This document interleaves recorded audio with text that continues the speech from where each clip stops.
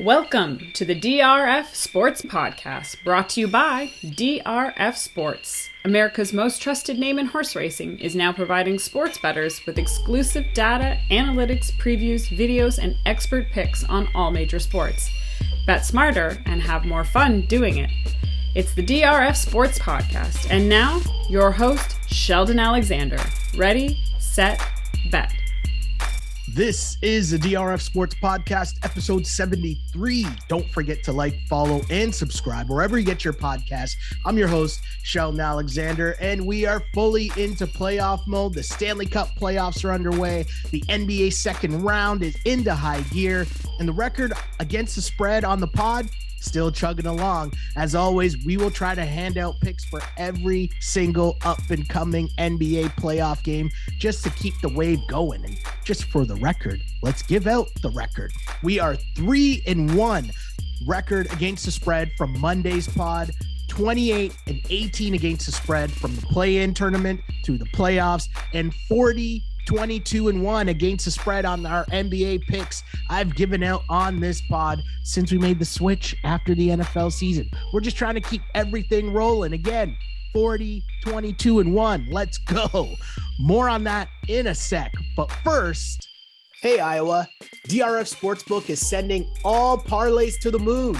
Start cashing in with DRF Sportsbook's 22% profit boost for all MLB, NBA, or NHL parlays. The MLB season is here, and along with the NBA playoffs and the NHL Stanley Cup playoffs, so it's time to celebrate, and we want to boost your profits. So head over to the DRF Sportsbook now and start betting. Must be physically present in Iowa to wager. So as mentioned, we will touch on every single NBA series and discuss where it was, where it is, and where it could be going. I'll have game 3 picks for all 4 games, all 4 series that are still going on in the NBA. Plus, Matt stops by with his Stanley Cup playoffs deep dive. We got you covered for everything going on in the playoffs on this episode, and the DRF podcast still giving out hits, because that's what we do. And luckily for y'all, that starts right about now. Will the NBA playoffs continue to be the gift that keeps on giving? And this, the DRF Sports Podcast, continues to keep on giving as well, with our guy Matt Russell stopping by to bless us with some whole grain goodness. Matt, how you doing? How the playoffs been treating you since the last time we spoke? I'm good. Dodged a bullet by almost piling back in on the Sixers last night, but luckily Doc Rivers, his predictably unpredictableness allowed me to dodge a potential bullet on a +8. Doc Rivers, incredible stuff. Deandre Jordan is his guy. What can you possibly say about that? This is the best, man. I mean, I remember when it was 4-4, both double first rounds. Like, can't even wrap my head around that, because 2-4 with 2 basketball games and 4 hockey games a night, just an absolute roller coaster of emotion. Well, I mean, might I remind you of a certain Doc Rivers and the Clippers using a chair to lock DeAndre Jordan in his house so that he wouldn't go sign Loves them. The Mavs. Those were the days, right? Those were the days. DeAndre Jordan used to be like an all-NBA guy. I mean, that was a long time ago. Probably doesn't seem as long ago as it actually was, but that's right. Here we are. A lot of people used to.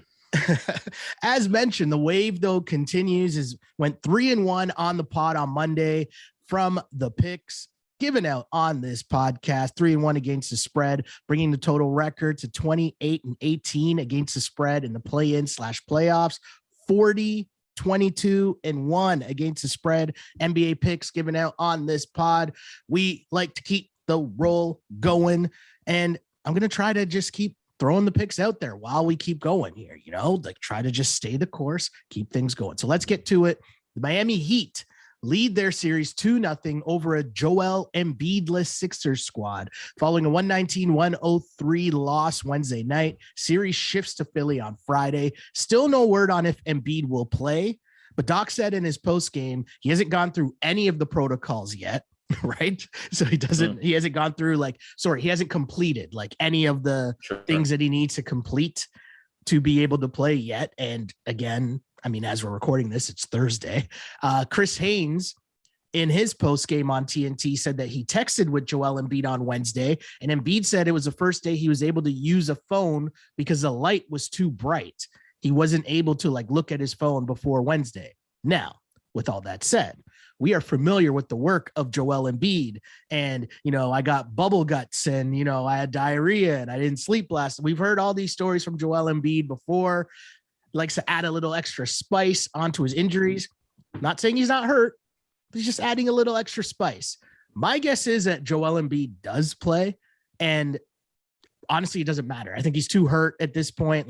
Whether you're talking orbital bone, whether you're talking the finger stuff, I wouldn't like Joel Embiid and the Sixers in this series healthy. Joel Embiid banged up or not playing, no chance. Been riding the heat on this series so far. You head into Friday's game. The line is Sixers -1, which is a very interesting line considering, if there's no Joel Embiid, there's nothing that tells me the Sixers have any chance in this series. I don't know how this goes past 5 with or without the injured Joel Embiid. So I'm still on the Heat. Give me the Heat +1 in this next game 3 Friday night in Philadelphia. So I can't even tempt you with some +600 on the series price for the 76ers. Can't even tempt you there. 0% chance. Just looking at this line real quick, right? So this is a halfway, I think, line. This is a lean towards Embiid not being in, which sounds, based on what you've just nicely laid out for us, sounds about right, because we had a -8 situation with the Heat. You're right. You flip home court. I don't think we're giving 4 points for Miami home court advantage. I don't think I'm ready to give 4 points for a Philadelphia home court advantage.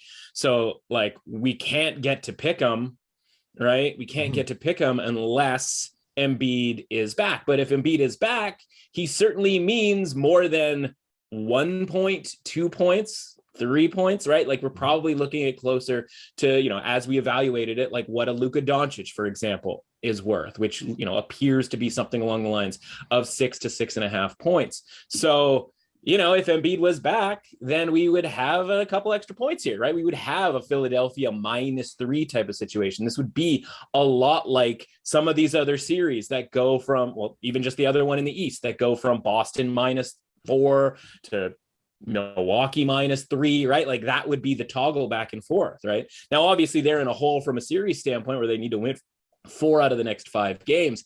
And that's obviously not, probably not going to happen, especially if Embiid doesn't play here. So just sort of worth mentioning that once we get a clearer picture of Embiid, whether he's in or out, it could go one way or another. So if you don't think Embiid is going to play, I grab the Heat right now at essentially a pick 'em, knowing that once that gets, announced, they're obviously going to go probably to a -2, something along those lines.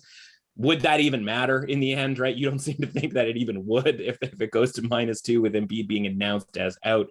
So listen, this feels to me like just sort of steer clear type of thing. But if you were going to get tempted into the Sixers, I think you would have to just kind of go all the way as far as just grab the +600, hope they win this next game. And if they win this next game, right, it's an indicator that they'll probably be favored in the next game. And then you're sort of, you're just sort of minimal investment, if you will, in sort of this series being interesting. And at 2-2, obviously with, I imagined if it's 2-2, it probably means Embiid is back and the Sixers are sort of back to full strength.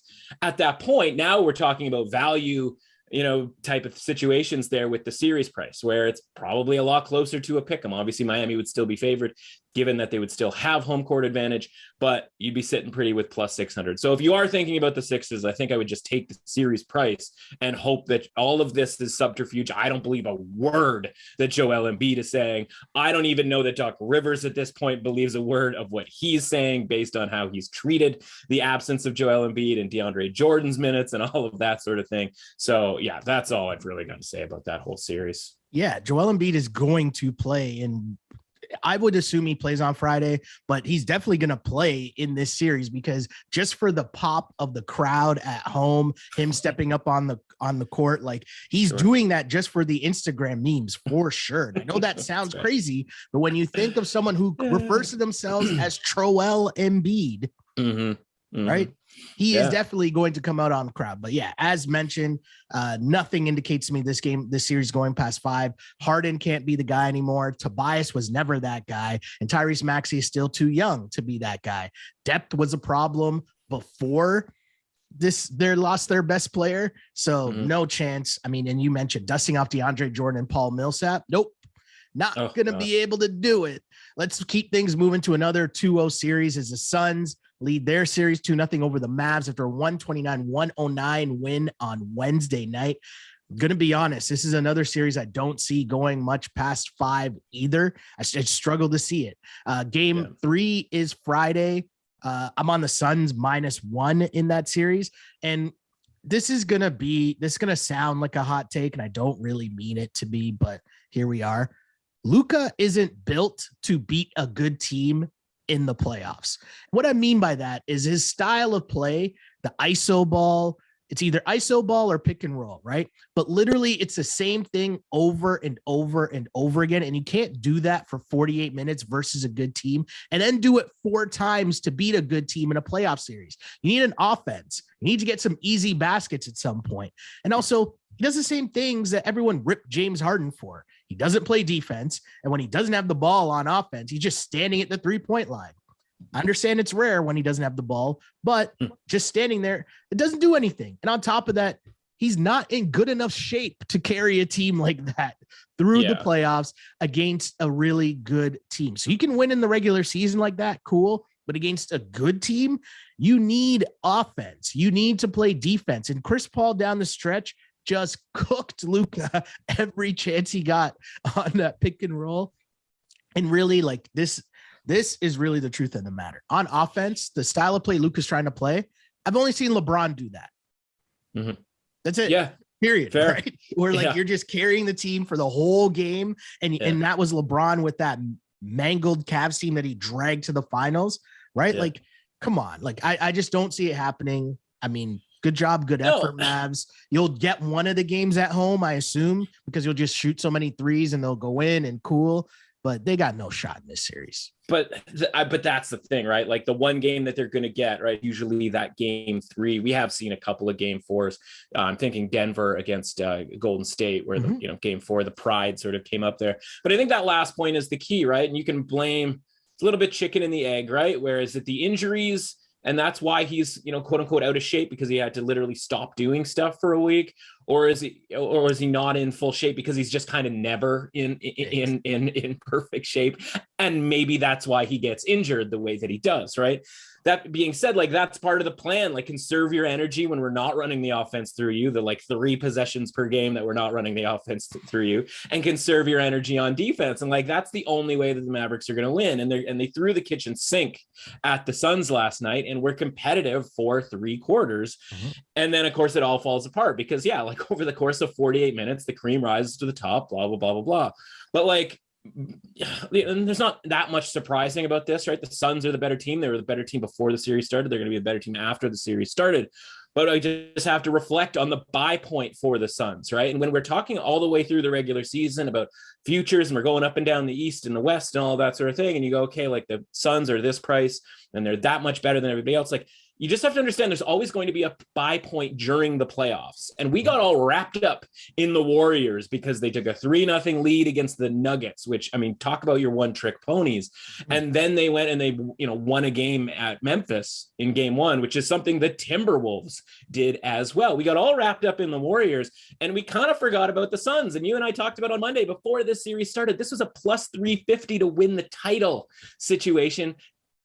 3 days later, they're down to plus 200, right? So we hopped in on that buy point. We grabbed our plus 350 because we realized, like, by the way, that Pelicans team's pretty good, right? The CJ McCollum version of that Pelicans team with all of those, rookie pieces, et cetera, like that team's pretty good. And so like, we shouldn't be down. Like we somehow downgraded the Suns for playing a really good Pelicans team that was allowed to improve throughout the season. We talked about this during the NCAAs. And without, and by the way, Devin Booker goes out in game 2 and you just go, okay, we're going to downgrade the Suns for winning that series 4-2, and we're going to upgrade the Warriors for beating Jokic and a bunch of randos essentially. And so I just look at it and I go, like, this is why you wait, because you can always find a better futures number during the playoffs, because people get wrapped up in the sort of back and forth nature of the schedule and being like, oh, okay, like, yeah, the Warriors are the favorites to win the title because they had like a head start. Right. They won the first 3 games of the playoffs. Like, no one's ever going to remember that 3-game stretch for either team. And so, again, less to do with the Mavericks and the Suns. I think the point is, like, we see now how much better the Suns are than virtually everyone else in the West. It'll be interesting to see what happens in this next series against either Memphis or Golden State, because I'm not even ready to rule out Memphis at this point, especially with the whole Gary Payton, the second situation happening. So I'm just happy to have our plus 50 on the championship. We hopped in at the right time, in my opinion. Now, listen, maybe something crazy happens, whether it's this round or the next round. Maybe they don't even make the finals, but either way, I think at plus 350, we've made ourselves a good bet. Yeah, just keep rolling it out. I'm going to advise to just keep rolling it out on the Suns. The Suns, and I just spent all that time dissing Luka, and you're right. It is the opportunity to big up the Suns because they're just a really, really good team. And I thought the telltale side was J Kidd saying, like, yeah, this series is going to be a little bit different because they don't have he actually named names of who they Rudy Gobert and Hassan Whiteside. Yeah, they got guys that can put the ball in the bucket. It's like, what's happening here, right? But all that to say, the Suns are really good. The Mavs, Luka's all right, but we've seen this time and time again from Luka. Get in shape and maybe you can make it through the playoff run at some point. I don't know. Let's keep things moving though. The other 2 series are obviously both tied at 1, and these series it's going to be pretty interesting because I still don't really know from a series standpoint where either one is going. So the game to game, we'll start with the Bucks and Celtics, or do we want to start with the Grizzlies and Warriors? I'll dealer's choice. I'll give you the option here, which way you want to go. It kind of feels like they're the same thing in a weird way, right? Where we all just anointed the Warriors and the Bucks for winning road games in game 1. And then it was like, yeah, the home team is going to get one of these first 2 games. And it's funny, you mentioned the record at the start of the pod, and 3-1 in that previous podcast, but you and I differed on a couple, but we still got to 3-1 individually, right? Yeah, we were 1-1 on games that we split. I got the Memphis game wrong. Yeah, the Memphis game wrong. And I was foolishly into the Sixers, even though I really enjoyed where I was at halftime in that game. But what else is new with being in a decent spot at halftime in a Sixers game? So I'll talk Boston, Milwaukee here. I don't have a ton for this, right? Smart goes out in game 2. The line starts to drop from 5, got down to you could get a -4 at even money. And then does that matter? No. Where have we heard this before, right? Like a key player goes out, and it's funny when a line moves like that and it moves by like a point, like that should be the indicator. If it's only going to move, if a guy's out and it's only going to move by a point, then how much does it matter in a single game situation? As it is, right? Like that's the hint, folks. That's the thing that's telling you, like Marcus Smart over the course of a series, all of that sort of thing, like that's going to matter. But when we're talking about desperate times call for desperate measures here, like it wasn't going to change much. So whether you grab the -5 that we talked about on Monday, or whether you were able to get a -4, didn't matter. Game was never close. By the way, the under hits again that we talk about, Celtics Unders, like these things are not even remotely close after going 2-2 against the Nets. I don't know what it was. Again, we talked about it. The referees making all kinds of foul calls in that Nets Celtics series to get a couple of those games over. But that was 2-2 to the in the over under in that series. Now we're 2-0 in the under in this series, and it's still creeping down. We're down to 213. We went from 215.5, 214.5 down to 213. Probably having to play the under again here, right? But as far as the game is concerned, by the way, these games are happening on Saturday because apparently the NBA saw a little drama with this series, and we're just like, I don't know what it is, what holiday they're observing or whatever. But you know what it really is? It's money. It's money. TNT well, it always paid a lot of money for sure. No. TNT paid a lot of money for hockey. So they have hockey on tonight on TNT. Thursday night. Okay. So they cleared out their sched to move the games. Yeah. It's what a time to be alive. Always follow the money. Stuff. Always follow the money. Oh, yeah. I mean, the answer to all your questions is money. That's Boston. I didn't think hockey was the money in this case. Hockey's never the money. Well, it's TNT. It's just whatever TNT wants. No, right? for They're sure. Of course. So, but yeah, I mean, the other part of this is Jaylen Brown, after a terrible game 1, he comes back, drops 30, the whole narrative. Oh, he was at the gym early, shooting around, getting shots up. But as mentioned, we have a series. We're going to Milwaukee. It's -3 on Saturday. I'm going to be on the Bucks. And the reason I'm going to be on the Bucks is because it's a short number. And here's some stats for you. I know you like your numbers. Try to add some stuff in here, but because I had trouble trying to figure out where I was going in this series because it was 2 blowout games, right? But here's the thing. What if I told you that in this series so far, Boston in both games has shot more 3s than 2s? So all season long, twice the Boston Celtics shot more 3s than 2s. They've done it twice in 2 games in this series. So they've shot 93 3s and 71 2s in this series, right? So obviously the 3s didn't go in game 1 and they did go in game 2. So I say all that to say, what am I trusting more in the playoffs? What is more sustainable? And that's Milwaukee, who also wants to shoot 3s, but they only shot 18. They went 3 of 18 in game 2, right? But they take it to the cup. Yeah. That's more sustainable to me, especially in a playoff series where you're talking about refs calling fouls and unders and ugly basketball. The sustainable play is more so taking it to the paint, playing inside, Giannis playing bully ball, all that fun stuff, instead of relying on like Grant Williams to splash in 3s again.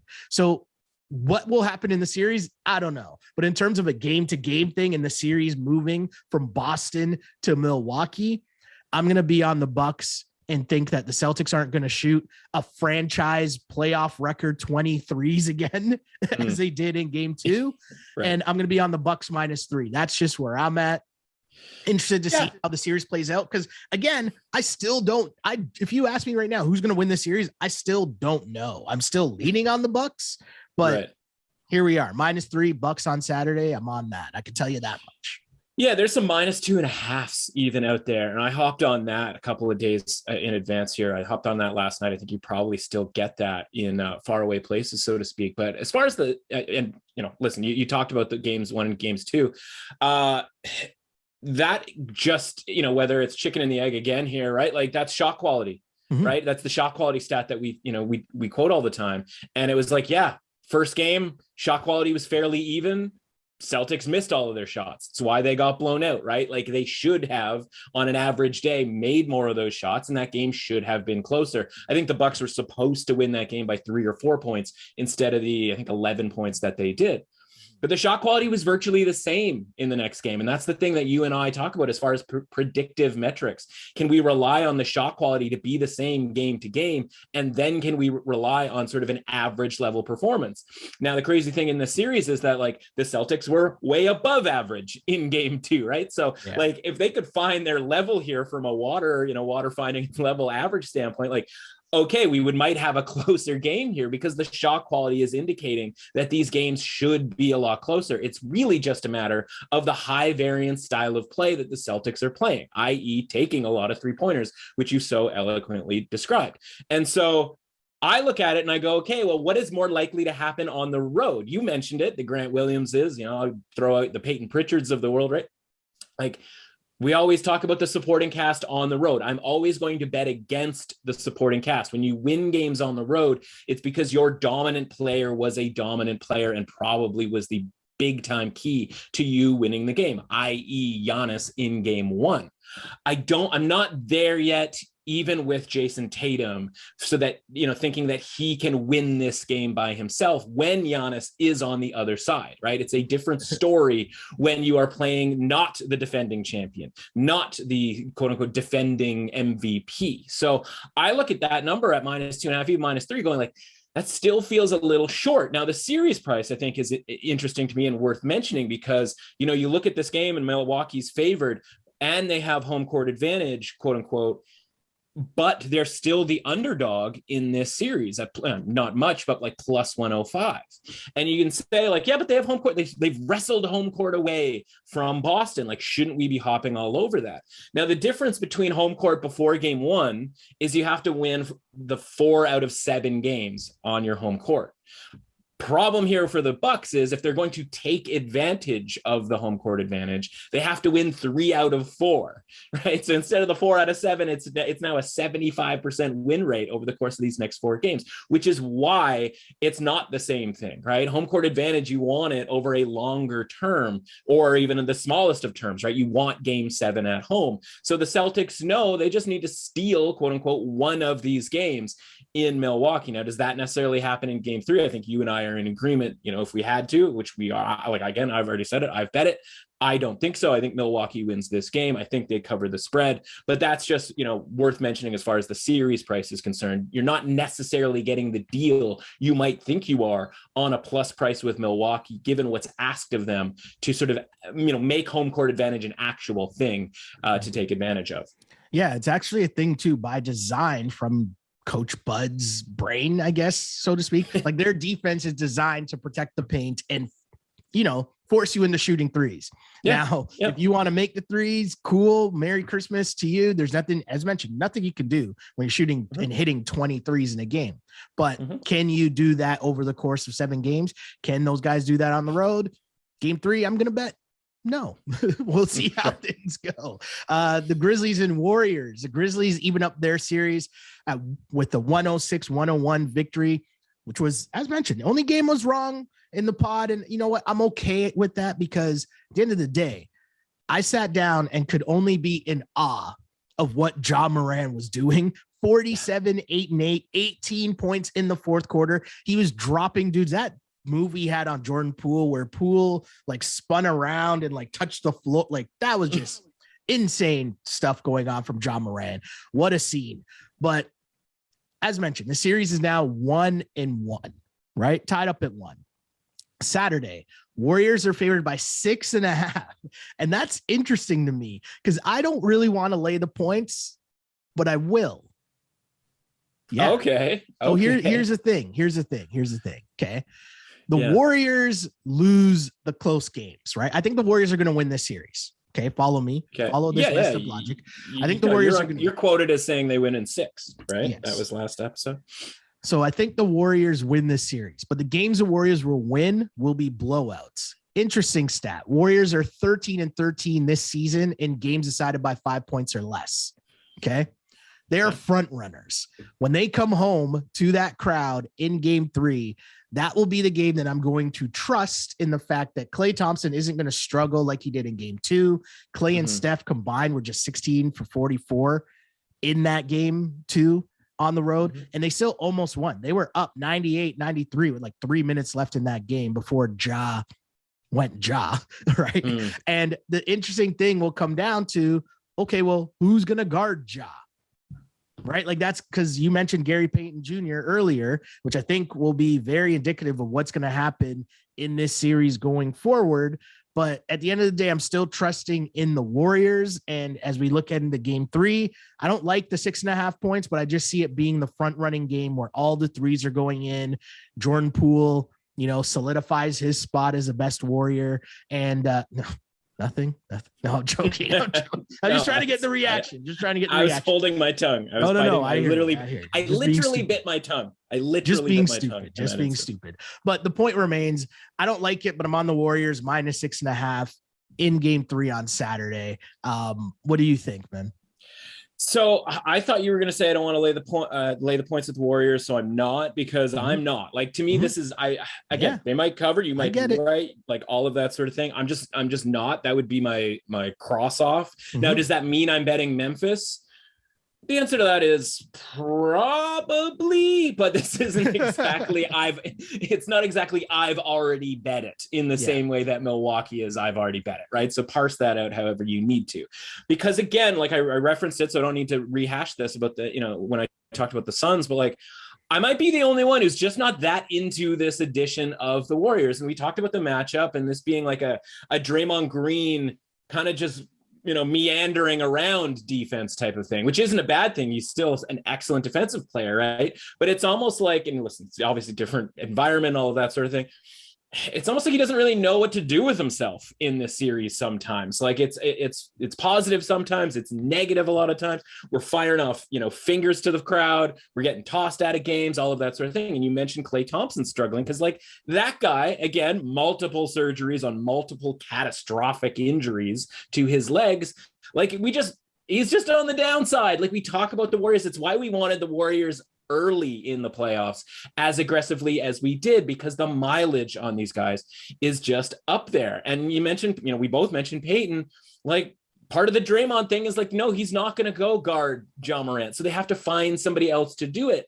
And Klay isn't the defensive player that he used to be. And Peyton's out. And like, again, it's a bad matchup. Draymond's not going to do like, it doesn't really fit. So like, I don't see why Morant couldn't still be awesome. And again, we're not requesting that they even win this game. We're just sort of requesting that this game is close. And I kind of think that it's going to be. And like, okay, so then they're 13-13 in close games. I mean, part of that might be they're just really good free throw shooters and can extend a 4-point game to a 6-point game, right? More often than most, right? So you sort of play with the numbers there a little bit as well. So I think this is Memphis or nothing for me. We went through the first 4 games first 3 games and didn't have a disagreement. I think we're in disagreement here, even though I think we both sort of understand the position of the other person. If I had to bet it, by the time Saturday rolls around, I will probably have a ticket on Memphis, especially if we see an uptick to a half point, even a +7 would be great as long as I don't have to pay anything for it. I'll be on Memphis, but no, I don't want anything to do with the series price or the money line or anything like that. Just give me the points here, as many as I can get. Yeah. And I think like my whole thing is just firmly based on when the Warriors win, they'll win big. But the flip side is like the Warriors against the Suns, like that's not a thing, right? Like the Suns, I think, take the Warriors fairly easily, but I mean, I still want to see that series. I think that series would be incredible. But to recap the NBA picks here on this pod, we're talking Warriors -6.5. I'm on the Bucks -3, the Suns -1, and the Heat +1. As mentioned, we try to just give out a pick for every game, which will be the next game after you listen to this pod. Trying to keep the record going here, trying to keep the record good and spicy as we do things here in the NBA. We'll get back to the pod in a sec, but first, be a pro and win. Introducing DRF Sports all new premium data feature on drf.com/sports. For $99 a year, which is just $8.25 a month, you can get industry-leading betting trends, angles, and analytics. With so many big sporting events here, it's the best way for you to make some money this postseason and have fun while doing it. That's DRF Sports Pro. Sign up now at drf.com/sports. But of course, there's more playoff action going on elsewhere. And I know that there's a lot of, we're in the first round of the NHL playoffs. So I'm kind of going to just throw it out to you and ask you a simple question. Like, instead of trying to go game by game, what is the series plural? Yeah. And where do you want to go with this NHL wise in terms of what's going on? What's piquing your interest? Because I know you're not necessarily going to be like, I want to make this pick for the next game. Well, that depends, right? I mean, listen, there's nothing like game ones of the Stanley Cup playoffs, small sample variance, all of that sort of thing. There's nothing like game ones to make you feel like an idiot, right? Because one team can outplay another team. And then you look at the scoreboard and the scoreboard's drastically different. And, I think the interesting thing here, especially looking at last night, is that in the NHL, and I would make the case, even maybe more than football, not that it's a more aggressive game than football. It's more that if you're playing in a football game and you step on the field, there's an automatic level of aggression that you need to hit just to be able to play the game. In hockey, you can actually kind of saunter around if you want, right? You don't have to be physical. It just really, really helps. And when we get into a game 2 situation like we saw with last night, what you bring to game 2 with a physical response really, really matters in a game that is an aggression game. And so, we'll talk Toronto, Tampa Bay right off the hop here. Game 1, 5-0 Toronto, but there was so little play at even strength. And I'll remind everybody that any number that I quote is a even strength number because of the importance that we put on even strength that we talked about on Monday. And so little of it was 5-on-5, but obviously the score is 5-0, and you go, oh man, like Tampa Bay couldn't get anything done on the power play, right? So little of that game was played at even strength. Like the plan can't be for Toronto to allow Tampa Bay to have a 5-minute power play and hope to be the better team 4-on-5, right? That was a one-off outlier circumstance, the type of thing we talk about all the time. But when sort of put together with everything else, it makes it look like Toronto was the dominant team. Problem is they weren't that dominant at even strength, right? A couple of power play goals will have that, look a certain way. A shorthanded goal will have that look a certain way. And so ironically, game 2 for Tampa, they were, 5-1 at one point, right? Like they look to be the more dominant team, but I'm here to tell you the advanced metrics look pretty similar in both games. These games, for a series that we expect to be a coin flip, toss-up, 7-game series, have played out that way at even strength, with both these teams in their wins having only a slight edge at even strength. But guess what happened yesterday? Tampa Bay scored a bunch of power play goals, right? Like that was sort of that difference maker. Jack Campbell letting in an extra goal, against high danger chances. Like that's the difference. Same thing with Vasilevsky in the previous game, right? Campbell jumping out of the way at the end of the period to allow Hedman to score that goal. Not something that I would have done. Okay. Wouldn't have been my strategy, but I'm not a goaltender. So this series is now -115, -105 in the series price, basically a pick 'em. And that's where we thought it would be. Like, I bet you this is where we're going to be after game 4. So when you're talking about like, what do we want in the next game? Like that's going to come down to pricing, right? Because everything we do comes down to pricing. So I'm going to hop in. It's, what day is it? Thursday. It's Thursday morning. We're going to get some odds here on this game. I'm looking it up. At -105, -115. Everything about this is -105, -115. Like it is a slight edge for Tampa Bay. So like there isn't really anything to do other than sit back and just keep the price that we have from the start of the playoffs, right? On Toronto to win this series, the expectation that it goes 7 games. Carolina, Boston. We watch, game 1, early opportunities for Boston against Carolina and Ranta, and the puck just refuses to go in the net. And then Carolina, 36 minutes into the game, like they finally score on one of their few chances.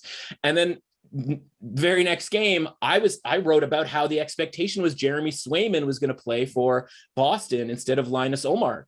And guess what? Nope. Linus Ullmark's back in the game. And here's the stats from that game. We've got, again, Boston out high danger chancing 4-2, not exactly drastic here, but the expected goals for Boston in the game last night, 1.78 to 0.77, a full 1 goal expected difference on 5-on-5 play. Why didn't they get that? For some reason, they're not able to score on whoever Carolina's got in net. They were onto their third stringer, a guy whose name I can't even pronounce at this point. And Ullmark is giving up goals in non-high danger situations, right? That can't happen. So the expectation for me was that Swayman was going to be in for game 2. They didn't go that route, and it cost them. He didn't bounce back, Ullmark. I imagine Swayman's going to be in the next game. Does that necessarily mean all that much as far as their win probability? The market says they're going to win this game, or at least the lean is that way. Boston -135, and I'll be the sucker to play Boston back at home at -135. That's just a numbers play. I'm trying my best not to overreact to Boston just not able to score, but the chances are there. The ratio is there. I have to play Boston in this next game. The Oilers last night, a much better game. Mike Smith's out there doing the George Costanza. He's biting onions. He's spotting dimes. I don't know what to believe, right? I thought he was doing a bit after the first shot, like snuck through him and sat in the crease last night after his, foray into puck handling in game 1. But Edmonton steps up, right? They play the better game. Now, was that because LA had gotten their split and wasn't feeling it that much? I don't know, right? One of my biggest challenges, and I think I'm going to write about this next week, but I don't even really know what the angle is as far as like research and that sort of thing, is how does your probability shift after you lose the first game of a series, right? Because that urgency has to exist. That has to mean more than just being at home, right? We factor in a probability for home ice, home court. Well, what's the probability when you lose that game 1, especially if it's at home, and you have that desperation mode that you have to activate for game 2? Because we saw that last night with Minnesota against St. Louis.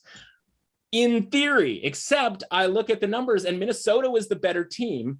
So Shell, to help, put this out there for people to sort of understand, I want you to pick your favorite hockey high danger scoring chance for me.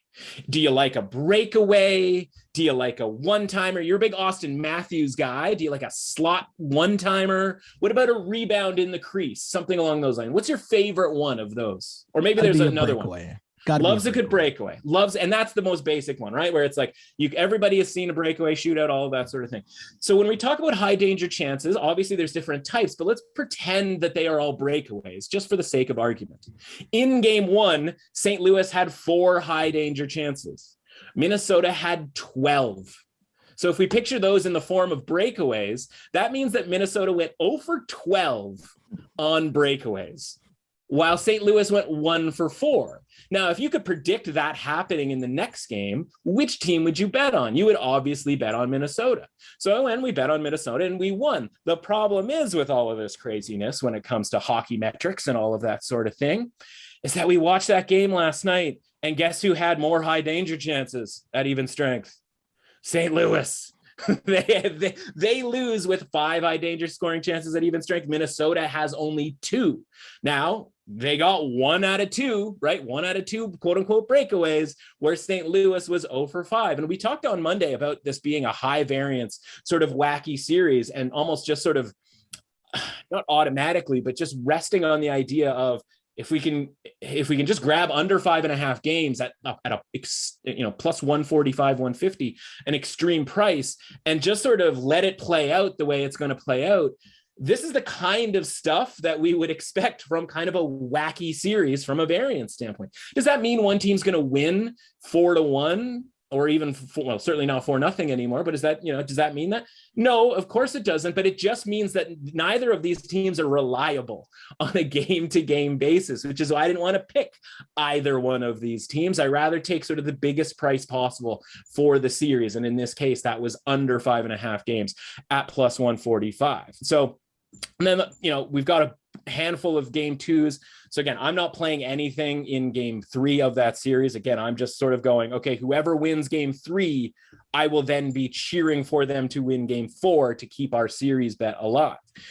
As for the game 2s that go tonight, okay, we got to talk Rangers Penguins. That thing went 6 periods. We got guys eating broccoli and spicy pork. That was a bad choice, right? It's like milk on a hot day.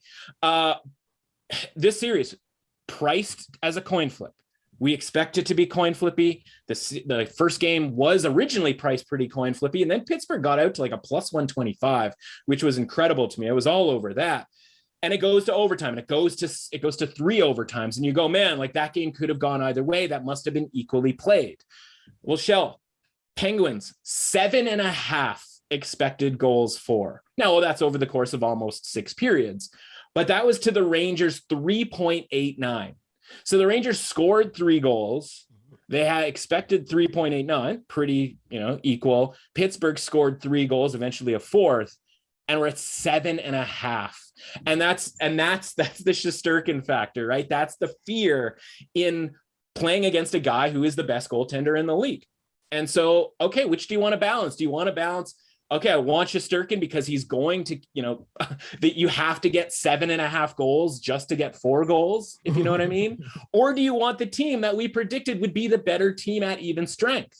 And I'm not even talking about power play opportunities, right? When it comes to that 7.5 goals, that 7.5 goals is literally just even strength. So which would you rather have? Now we go into overtime and they bring in the 3rd string guy and he's full of pork and all of that sort of thing. And you just like, okay, short-term variance. Louis Domingue can be as good behind his Penguins team as Shesterkin can be good behind that Rangers team. And we can get by with Louis Domingue against the Rangers and Shesterkin. Now, is that going to flip tonight because the Rangers have lost the first game at home? That's the question that I still haven't answered as far as my win probability change. I'm going to just steer clear. We got our split when it comes to Pittsburgh. Again, I have them minus 1.5 in the series to win in 6 games or less. I have them to win the series, et cetera, et cetera. If they win tonight and they go up 2-0 headed home, then we're in a great spot. I don't need to pile into this series any more than I already do.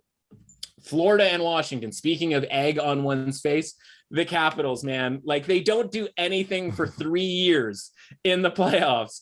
And then they go on the road and they beat the Panthers, the best team in the league, in regulation. And the Capitals deserved it. They outplayed Florida marginally. It wasn't some drastic thing, but from an expected goals and high danger chance, like that was fair. And even if they lost the game with those same metrics, if you had bet the Capitals, you had to feel pretty good about your bet because you were getting, plus 200 on a team that played Florida equally. What's the expected response tonight for Florida? And is it worth laying minus 210, minus 220, whatever it is right now? I'm not quite there. Again, I have series prices minus 2.5. That doesn't look so good. Minus 1.5 still very much in play for a potential split on this series. Not every series do you have to have some, massive win or massive loss, right? There are plenty of series out there to sort of have your money in play. This is one where you don't need to be doing that much when it comes to this series. I would look more at Florida when they go on the road against the Capitals. I believe if we're doing the math correctly here, that would be on Saturday. So Florida at a short minus money line price in Washington will probably be a play for me there. And then the final two games, right? We talk about Dallas having a chance against Calgary. We talked about Nashville having a chance, again, relative to price, against Colorado. And these two, from a metric standpoint, are sort of congruent and really interesting. We'll talk about Calgary first. Game 1, 5-on-5. Each team played about equally and really, really stingy. Right? 3-3 was the high danger chances at even strength for either team. So like not a ton going on. Now, is that all that surprising for a game that was 1-0? No, when you look back at, look at the scoreboard and sort of do the math there, that's not all that shocking. Each team had 5 power plays, right? You and I talked about, you used a really, I think, a strong example about power plays, 1 out of 4, 1 out of 5, like how that's the difference. Calgary scored on one of their 5 power plays. Dallas didn't score on any of their power plays. Is that predictive in any way? No, because both teams are around 20% on the power play. So it just so happened that Calgary got theirs. I would even make the point that Calgary's power play goal was relatively not fluky, but it wasn't necessarily power play-ish, right? It was a 4 seconds into a power play, basically off of a face-off play. They didn't even have the time to sort of work it around, get the momentum that a power play usually creates for a goal. It was just kind of a shot that went in, could have been even strength, happened to be on the power play. But the point is, whether it's 3-3 in the high danger chances, 5-5 on the power play opportunities, it's a really evenly played game. And it, 1-0 score would indicate that as well. And if you had plus 200 on one side, or if you had minus 240 or 250 on the other side, again, even in a loss, you'd probably be feeling pretty good about the bet that you made with Dallas. And so that's where I'm at with that. The problem is last year on, previous iterations of this show, I invented the you blew it theory. The idea that you play a game and you have these really good metrics, or at least competitive metrics, the way that Dallas did, and you lose, in theory, we should be backing you in game 2 because we think, okay, well, if we know that you can be competitive in this game, in this series, and we're still getting plus 200 on the price. Problem is, in the next game, a lot of the time, the better team plays very, very well, right? To the ratio that we would expect them to. And the theory is, you blew it, Dallas, right? Like you had your chance. Was that Dallas's chance to get a game early on in the series? And that's the thing that we talked about on Monday, right? Was if Dallas is, I shouldn't say if, but the best chance Dallas has is to get game 1, because this is going to be the most competitive maybe that they're going to be, certainly in Calgary, having come off of playing playoff hockey for as long as they did. And they did. They played well, right? 3-3 and all, 1-0 game. But you might have blown it. You might have blown your opportunity, Dallas. So at plus 200 or more, I'm still going to bet it, right? Because again, they're competitive, but I understand that the you blew it theory exists there. And then there's Colorado and Nashville. And this is arguably the most interesting one. That's probably a lie. But it's interesting to me because it's an absolute caveat fest. So everything here comes with a caveat, right? So the first caveat is, in a complete and utter housing, the way that this game was, right? When it's 5-0 after one, something like 4-5-0 after one, and it's a first period blowout, it devalues everything that happens the rest of the game because it's played in a game state of 2-0, 3-0, 4-0, 5-0, right? So you have to take everything with a grain of salt. That being said, those grains of salt, high danger chances at even strength, 9-9. 9-9, Shell, for a game that was 7-2. Like, that even had me taken aback. Now, again, caveat being game script, et cetera, but expected goals 2.08 at even strength to 1.63 for Nashville. So not a blowout from that standpoint. The problem is David Riddick, the worry that we had, right? What if UC Staros was in? Probably a lot more interesting of a game. Is David Riddick just terrible and he's just going to give up all of these goals in every game? The answer to that, of course, is maybe, and hopefully not, right? Like, hopefully he sort of buckles down here and plays a lot better. But you look at the first period metrics, right? 3-2 in high danger chances, 0.58 expected goals at even strength for Colorado. And they had 5 goals in the entire, in the 4 or 5. I keep forgetting what it was, 4 or 5-0. I blacked out at some point. But you look at the first 5 goals, right? Power play goal, high danger goal. Okay, that was the one. Shorthanded goal.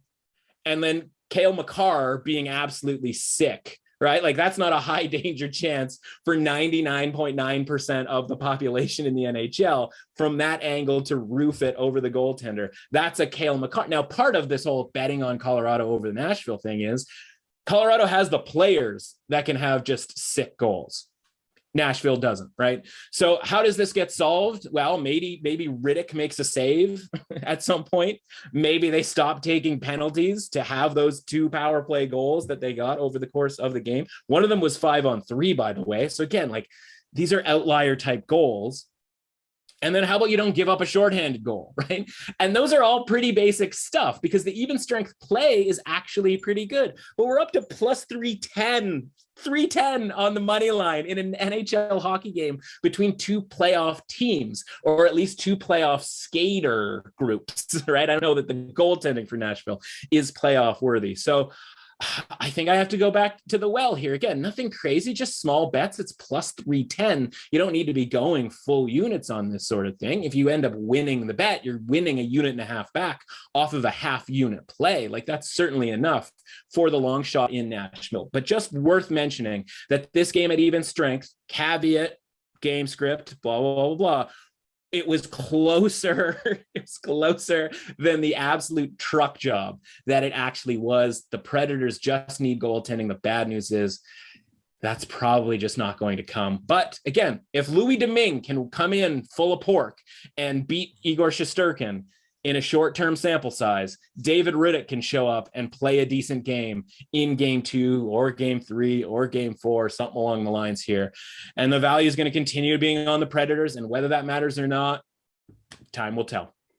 NHL playoffs, always entertaining. And of course, the NBA playoffs, always entertaining as well. It's just a great time of year. It's just a great time of year. Where can the people find you on the day-to-day? Figure out, maybe some ins and outs, some live betting angles if they want to follow you for that. Obviously, lines change between now and game time, but where can people keep up to date with you, my dude? Yeah, or maybe just yelling about the NHL referees and goaltender interference. Thank God that goal got called back in New York. I mean, what is the goaltender supposed to do? The answer is nothing. What is the player supposed to do? How about not make a beeline directly for the crease? He was slightly nudged. Sure. That's the kind of good stuff that you're going to get over at @MrussAuthentic on Twitter. We haven't talked much NFL. We can do a little offensive and defensive rookie of the year market analysis here after the draft from last week. So a bunch of new players, bunch of new rookies.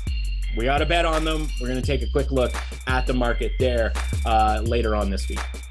Sounds good, my dude. Thanks again. And hopefully we'll see you again down the line. Yeah, thanks a lot, pal. Enjoy the weekend. Then if you want to follow me online, you can do so on Instagram @SheldonAlexander and on Twitter @ShellAlexander. Don't forget to like and subscribe to DRF Sports Podcast wherever you get your podcasts. Also rate us, review us, like us, all that other fun stuff. But for more from this new project from DRF Sports, just a little reminder. If you're unfamiliar with the letters DRF, it stands for Daily Racing Forum, which has been around for over 100 years, giving you all of the horse racing information, data, and analysis. But now we've taken over the entire sports world. So if you want coverage on every football game, as well as the NBA, MLB, college sports, and more, head to drf.com/sports for all of the details and insights, as the site has all of the data on every game, including offensive and defensive stats, betting angles, line movements, key injuries, team stats, and more.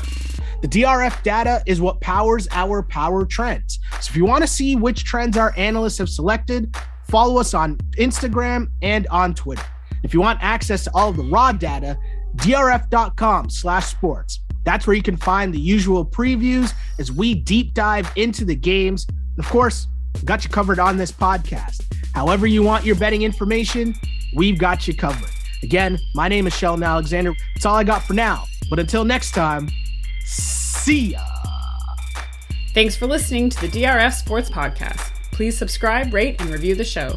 For more sports betting advice, go to drf.com/sports and follow on Twitter at DRF_sports.